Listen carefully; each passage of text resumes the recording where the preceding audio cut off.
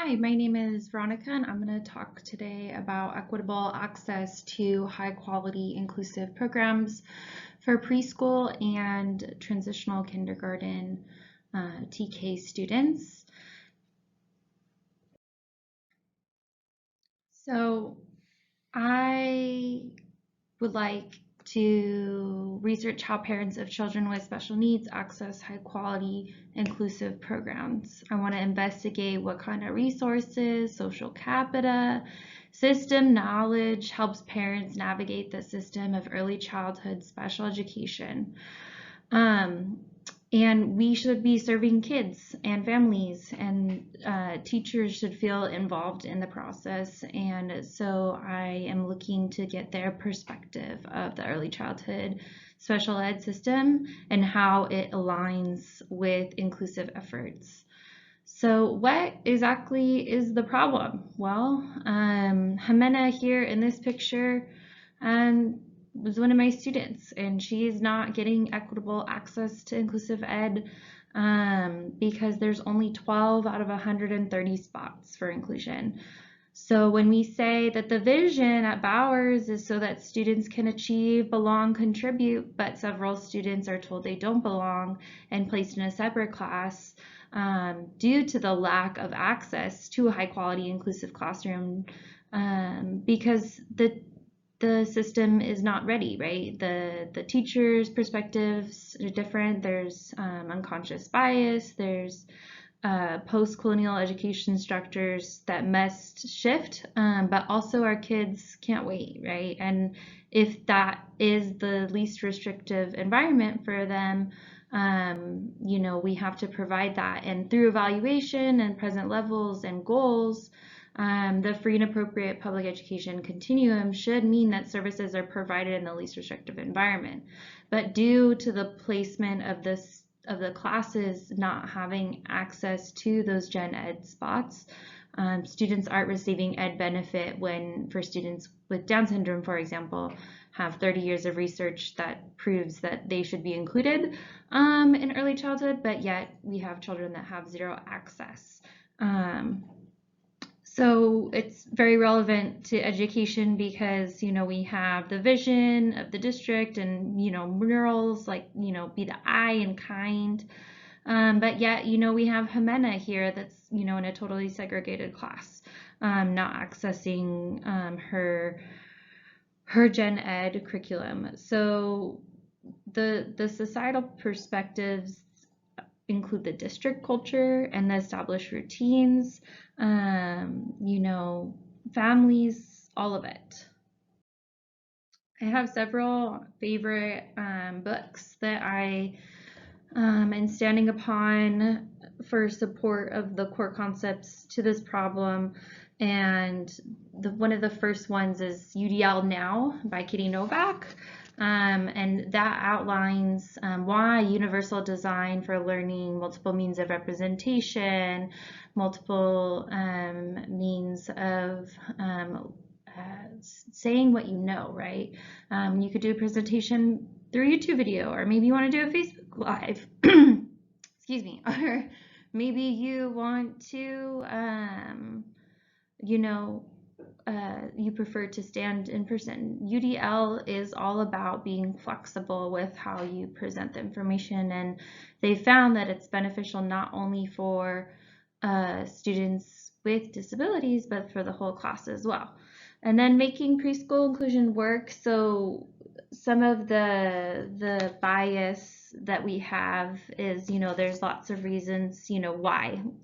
Four common arguments I hear a lot is, they take too much time away from their peers, and they teach them bad behaviors, or, they need that small segregated class to achieve their goals, or they won't get anything out of gen ed, or gen ed teachers, they don't want to work with those kids, right? But if we say that we value and we believe that all students deserve to live, learn, and play in a diverse and welcoming environment, then we must move towards inclusive practices, no matter how impossible the barriers seem. And so making a preschool inclusion work outlines how to achieve those barriers. So research has found that, shared vision, co-teaching, UDL, trained staff is all beneficial. And then also keeping in mind that this idea of other people's children, that even though we move forward through inclusion, some people, right, might think that early childhood is not the state's problem, that the family should figure it out, or that those kids with disabilities.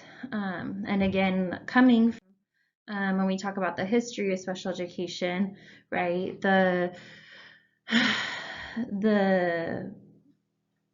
all the way back with Osgood outlines that in Minneapolis, they had segregation and this idea of curing them and electrotherapy, all these things that we think are crazy is what education was founded on. And then this idea of parent engagement is really helpful to think about from Barton as far as the ecologies of parent engagement.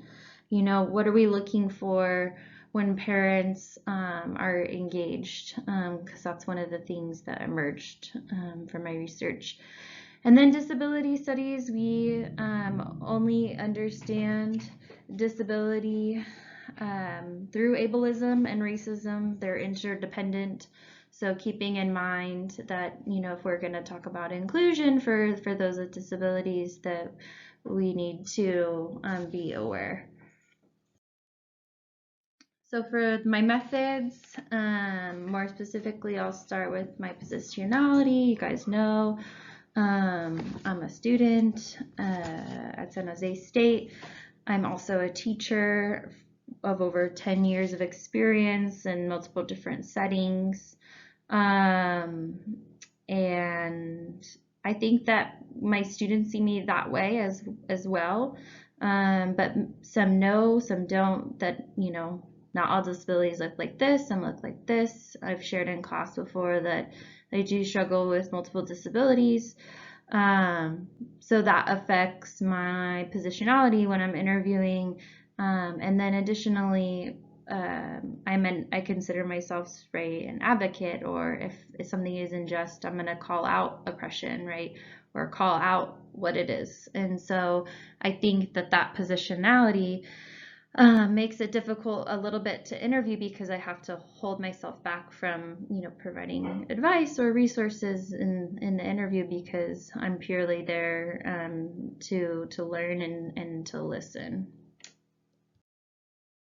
So the methods that I used, I interviewed 3 interviews for almost an hour each. One was a parent, one was staff, an aide, and one was a retired teacher, and informal via video.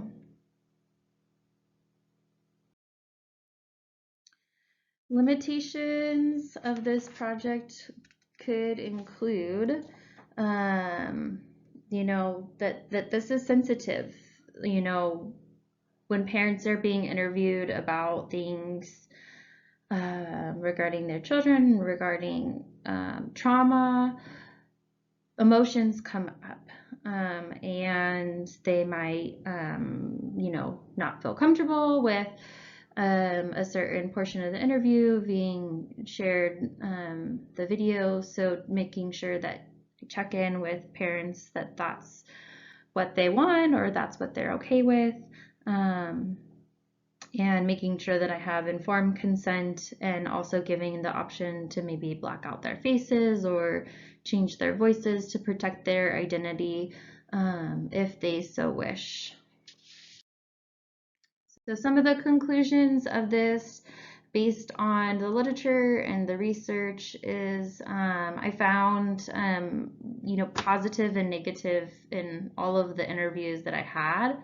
I found racism, I found ableism, I found a lot of the things that I was coding for, outlook, perception, the impact, privilege, support, and parental engagement. All those things came up in the interviews. So I think that's kind of where I'm at right now. And if you guys have any questions, feel free to ask. It'll be interesting to see other parents, what they think, and then too, what is the common thread that unites all of the parents via case study.